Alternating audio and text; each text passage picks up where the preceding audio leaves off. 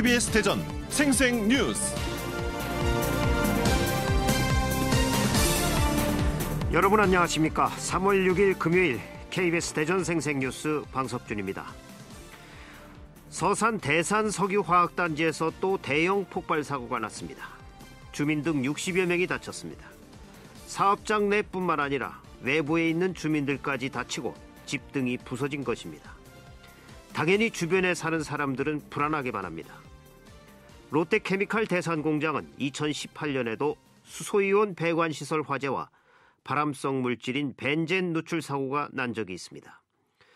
주요 4개 석유화학사가 모인 대산공단에서는 지난해 5월 한화토탈의 유증기 유출 사고로 주민 180여 명이 치료를 받는 등 최근 5년간 화학사고 9건을 비롯해 각종 사고가 멈추질 않고 있습니다.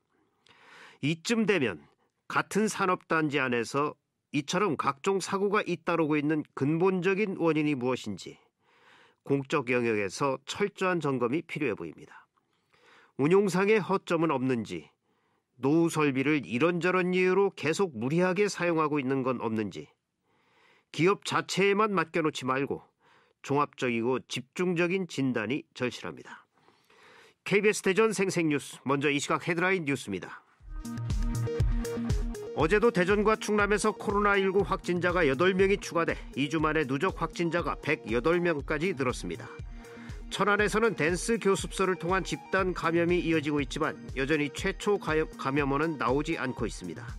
이런 가운데 자가격리 대상자에 대한 통보와 관리가 제대로 이루어지지 않으면서 2차 감염이 지속되고 있습니다. 대구 지역 병상 부족에 따라 대구 경증 확진자를 수용할 국가지정생활치료센터로 천안 우정공무원 교육원이 지정됐습니다. 대전대 중국인 유학생들이 대전 지역 대학교 가운데 처음으로 기숙사에서 모두 격리 해제됐습니다. 나머지 대학들도 다음 주 중 중국인 유학생이 모두 퇴소할 예정인데 학사 운영은 여전히 과제입니다. 육군 32사단 서천대대는 서천시 장항중학교를 비롯한 지역 초중고 5곳에서 방역 소독 작업을 지원했습니다. 카이스트 중국인 구성원들이 대구에 의료 물품을 기부했습니다. 대전상공회의소가 중앙재난안전대책본부에 코로나19 피해기업 지원을 요청했습니다. 임대료 인하 운동도 확산하고 있습니다. 대전은행동 대흥동 상점가와 중앙종합시장 등의 임대인 160여 명이 임대료 인하에 의견을 모았습니다. 대전 충남의 혁신도시 지정을 위한 국가균형발전특별법 개정안 처리가 최종 관문에서 발목이 잡혔습니다. 당초 어제 통과가 유력했지만 국회 파행으로 처리가 오늘로 미뤄졌습니다. 서산 대산공단 내 롯데케미칼 폭발 사고 원인 규명을 위한 합동조사가 시작됐습니다. 설비가 복잡하고 파손이 심해 시간이 오래 걸릴 것으로 예상되는데 서산 지역 시민사회단체는 민관 합동조사를 요구하고 나섰습니다. 새로운 보수당 사무총장 출신인 미래통합당 윤석대 대전 서구을 예비후보가 경선 불참을 선언했습니다. 이 시각 헤드라인 뉴스였습니다.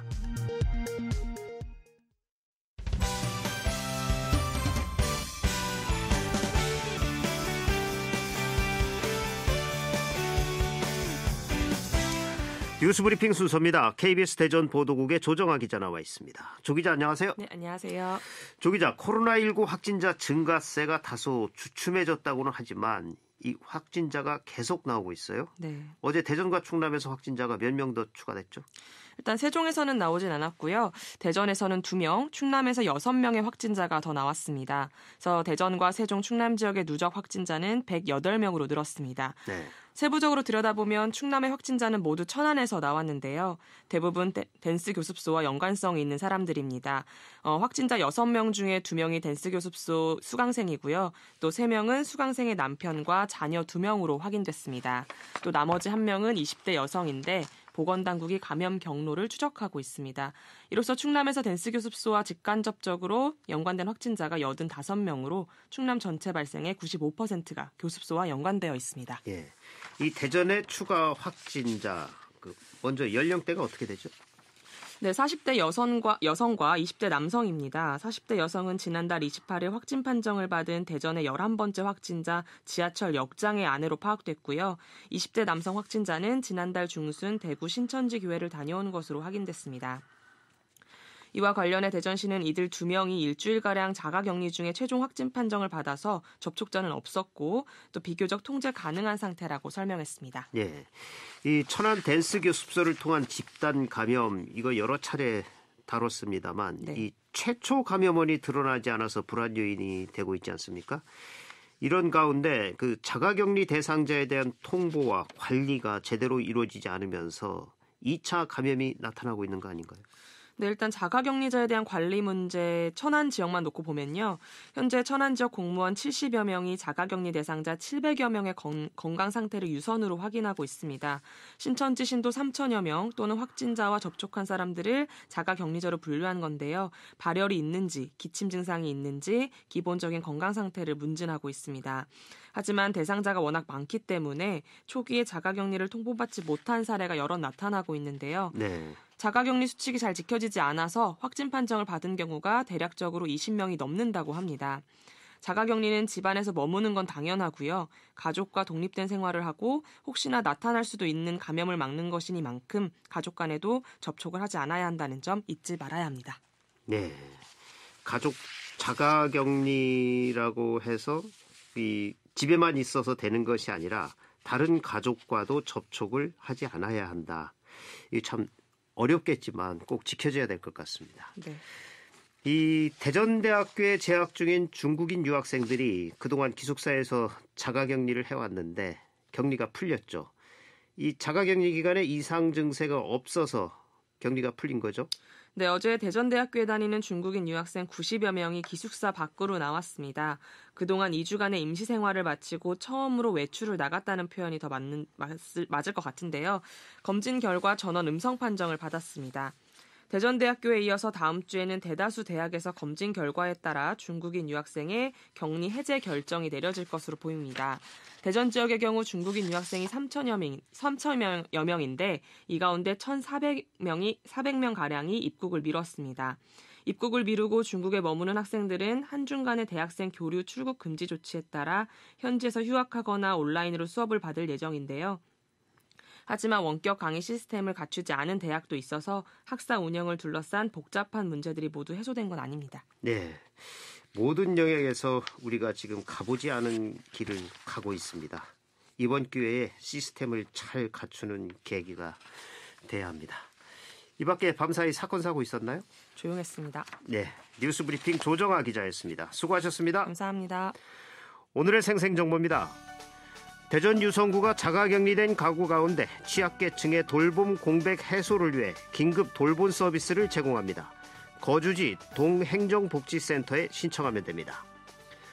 부여군이 마스크 11만 개를 포함한 긴급 방역 물품을 대거 지원합니다. 어린이집, 유치원, 경로당을 포함해 보건의료 종사자, 사회복지시설 수혜자, 요양보호사, 식당과 임용업소 등에 우선 공급합니다.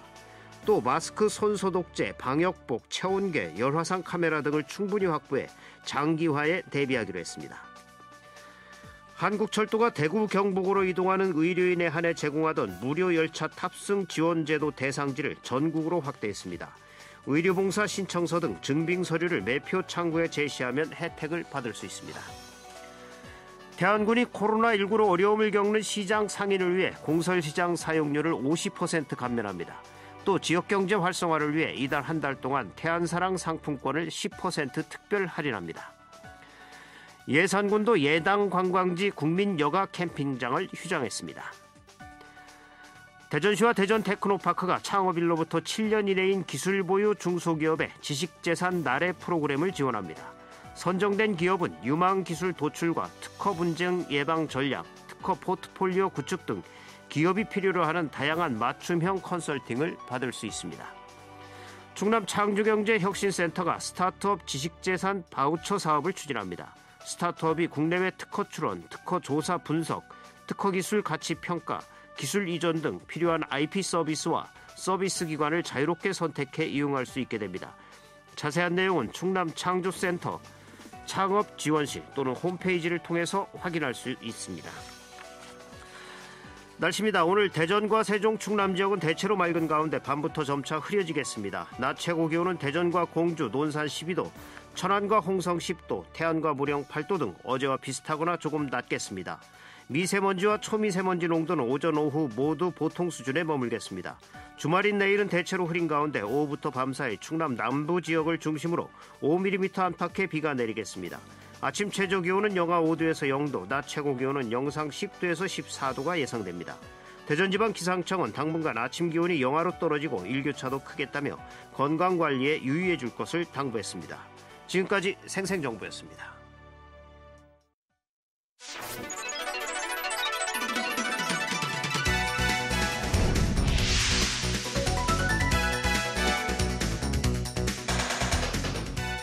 생생한 뉴스, 깊이 있는 이슈 분석. 여러분은 지금 방석준 앵커와 함께하는 KBS 대전 생생뉴스를 듣고 계십니다.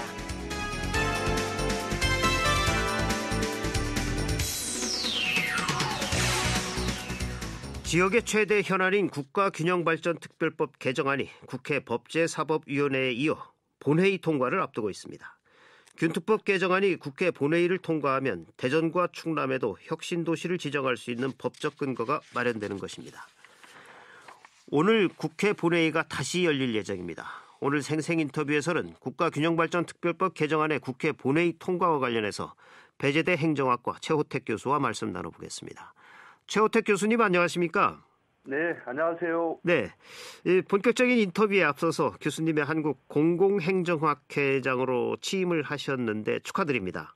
감사합니다. 예, 이 공공행정학회라는 건 어떤 학회죠? 네, 1987년도에 그 대전 충남행정학회로 발족을 했습니다. 그러니까 네. 뭐 제가 대학 다닐 때니까 아주 이제 오래전 얘기죠. 네, 그러다가 2004년도에 이제 행자부에 법인 등록을 하면서 전국적으로 이제 회원들이 모집이 됐고요. 그래서 네. 현재 지금 전국적으로 한 500여 분의 어떤 그 대학 교수하고 공무원분들이 지금 회원으로 등록돼 있습니다. 네, 그리고 이제 우리 지역에서는 뭐 으뜸 공무원상을 시상하기도 하고요. 예. 또 대학생들 논문 경진대회도 주최를 하는데 제가 올해 이제 31대 회장으로 이제 취임을 지금 했거든요. 네, 그래서 올해는 좀 지역 공무원들이 너무 코로나 때문에 너무 힘들어 있는 것 같아서 행정시인 선발대회를 한번 해보면 어떨까. 그래서 공무원들 대상으로 해서 한번 시인을 발굴하는 작업도 한번 하면 어떨까 하는 생각을 좀 하고 있습니다. 예. 이제 혁신도시 얘기를 해보죠. 네네. 대전 충남의 최대 현안인 국가균형발전특별법 개정안 어제 국회 본회의 통과를 기대를 했었는데 네. 이게 정회를 한 뒤 정족수 미달로 개회하지 못하고 오늘 다시 열릴 예정인데 어제 국회 상황이 어땠습니까? 네, 어제 이제 국회 본회의에 그 183개의 안건이 상정이 되었습니다. 예. 근데 일반적으로 우리가 이제 상정이 되면 뭐 본회의는 그냥 통과 의례거든요. 네. 다 통과가 되는 건데 23번째 안건인 인터넷 은행법이 이제 부결이 되자 네. 이에 항의하는 미래통합당 의원들이 집단 퇴장하면서 파행이 일어났는데요. 네. 사실 뭐 본회의에 앞서서 여야가 합의를 했던 내용이에요. 통과시키기로 했던 내용인데 예. 이 민주당 의원을 중심으로 해서 반대와 기권표가 다수 나오면서 이제 부결이 된 건데요. 그래서 이제 이것이 이제 장기적으로 파행이 되면 우리가 원하는 균특 법안 개정안도 사실은 이제 조금 어려워질 것이 아니냐 이렇게 생각이 됐는데 네. 다행히 어제 그 이인영 원내대표가 공식 사과를 했습니다. 그래서 그 인터넷 전문은행법도 다음 회기에 다시 네. 처리하기로 이제 합의를 했기 때문에 오늘 본회의가 개의가 되면 아마 저 182개 안건이죠. 그냥 이 안건은 거의 뭐 통과가 될 확률이 높습니다. 예. 네. 그렇다면 오늘이 이 국가균형발전특별법 개정안의 이제 최종 운명의 날이라고 볼 수가 있는데 뭐 교수님 어떻게 전망하십니까? 뭐 정치는 그 생물이라고 얘기하잖아요. 예. 뭐 섣빨리 장담하는 것은 상당히 위험한데 네.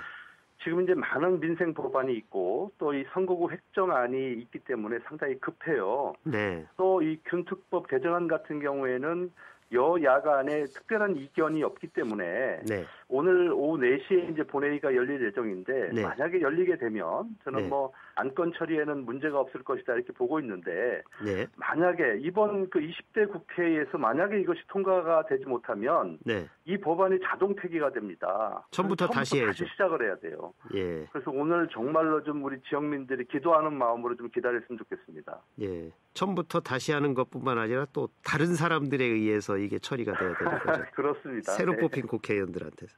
네네. 예. 이 그동안 대전과 충남은 전국에서 유일하게 이 혁신 도시가 없어서 그 특히 지역 인재 채용 등에서 역차별을 많이 받아왔습니다. 이 지역에서는 혁신 도시 지정이 아주 절실한 현안이죠. 그렇습니다. 이 혁신도시라고 하는 것은 이 행정중심 복합도시 사업과 연계해서 그 노무현 정부에서 추진한 사업이에요. 네.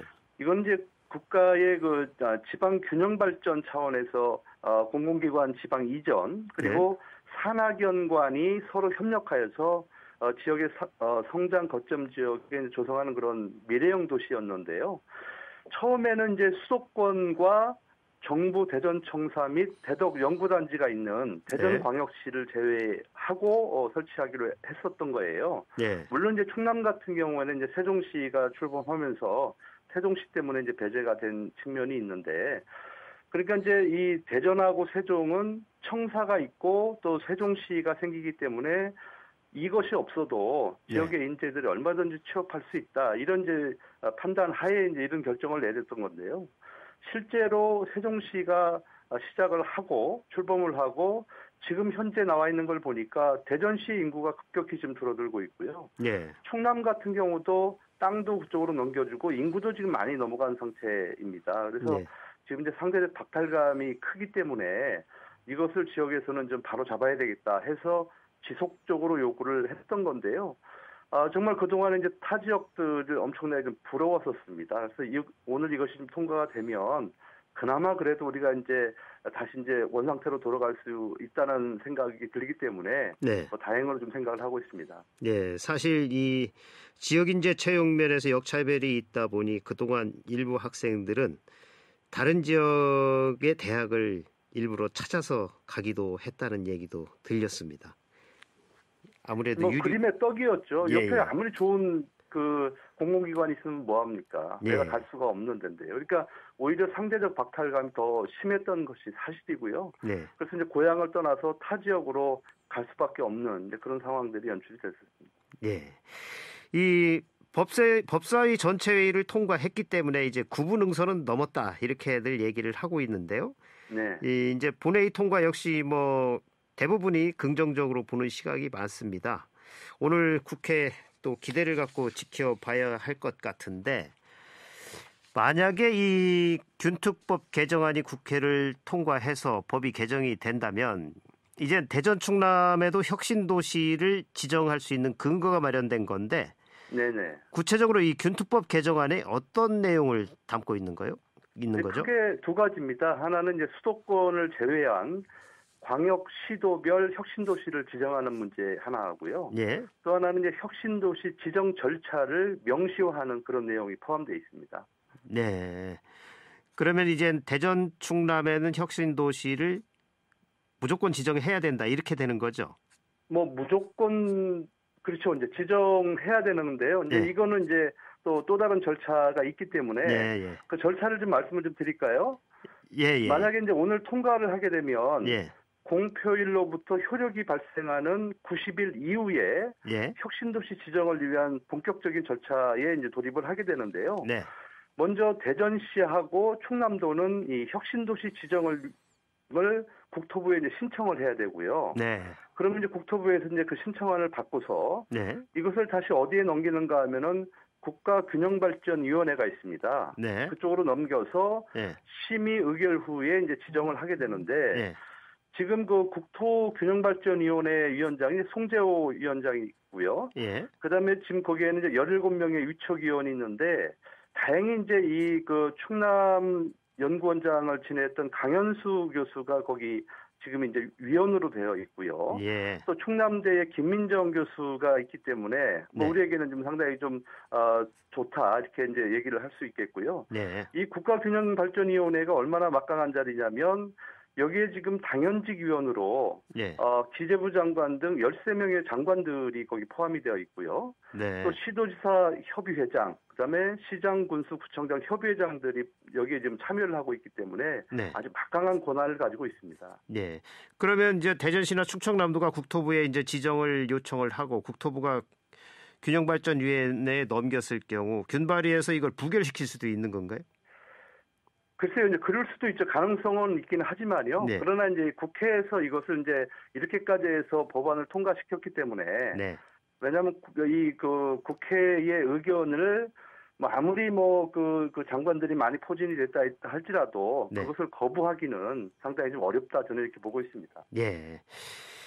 예, 오늘 이제 균특법 개정안이 그 국회 본회의를 통과를 하면 그 대전과 충남에도 혁신도시를 지정할 수 이제 있게 되는 건데, 그래서 이제 공공기관 이전 등으로 인구 증가 또 경제 활성화도 예상이 됩니다. 네네.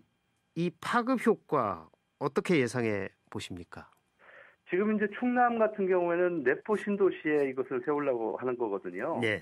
지금 아시다시피 그 내포 신도시는 도청이 들어가 있고 그다음에 이제 뭐 대부분 이제 충남 관련 기관들 좀 들어가 있는데 아직 이 그 내포 신도시가 활성화되기 위해서는 좀 턱없이 부족하거든요. 뭐 네. 여러 가지 인프라도 그렇고 지금 이제 사람도 적고요. 그래서 만약에 이제 충남 내포 신도시에 이 혁신도시가 들어가게 되면 그 기대 효과는 엄청날 것이다. 저는 이렇게 보고 있고요.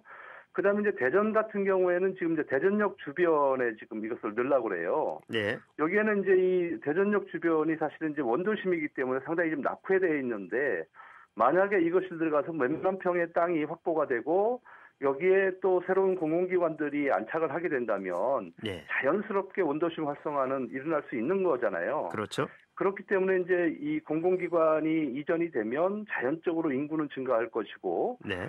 또 여기에 또 30% 정도의 지역인재 채용이 있기 때문에 지금 대학이 얼마나 어렵습니까? 네. 근데 이런 것들이 이제 하나의 어떤 도움이 되어서 학생들에게도 희망이 되고 대학에게도 큰 희망이 될 수 있다. 저는 이렇게 좀 보고 있습니다. 예.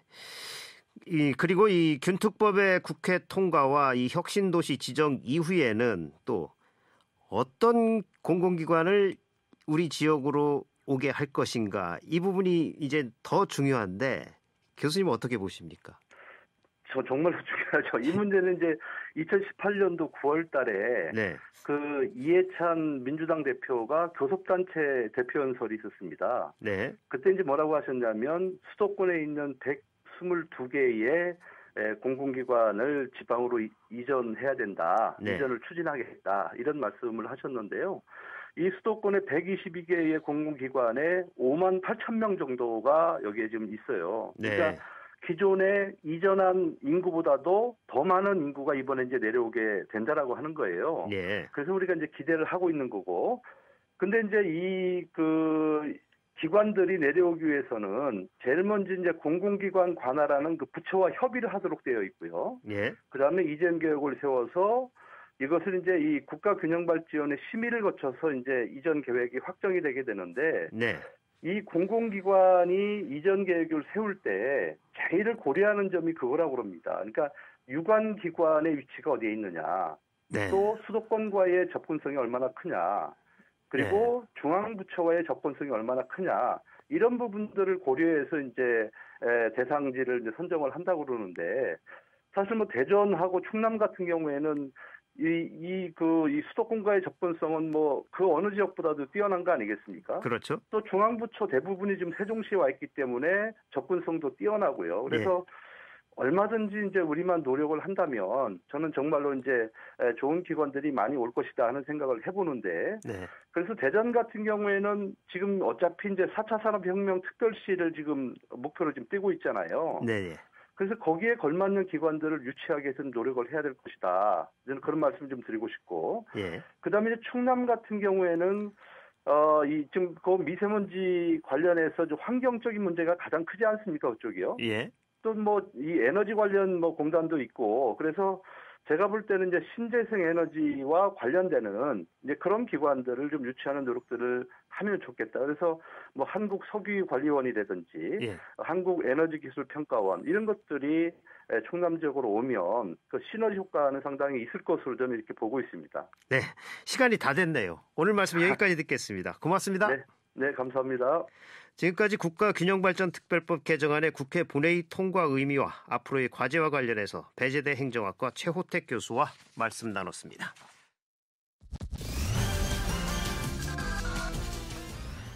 주간브리핑입니다. 충청투데이는 5년 새 사고 4건, 늘 불안한 롯데케미칼, 이런 타이틀로 4.1 폭발 사고로 60여 명의 부상자와 건물 파손 등 대규모 피해를 일으킨 서산대산공단 롯데케미칼에 대한 지역 주민들의 불안감이 커지고 있다고 보도했습니다. KBS 대전 생생뉴스 기술의 정하웅, 구성 조미연, 제작과 진행의 방석준이었습니다. 3월 6일 금요일 방송 여기서 마칩니다. 행복하고 평화로운 주말 보내시기 바랍니다. 월요일에 다시 뵙겠습니다.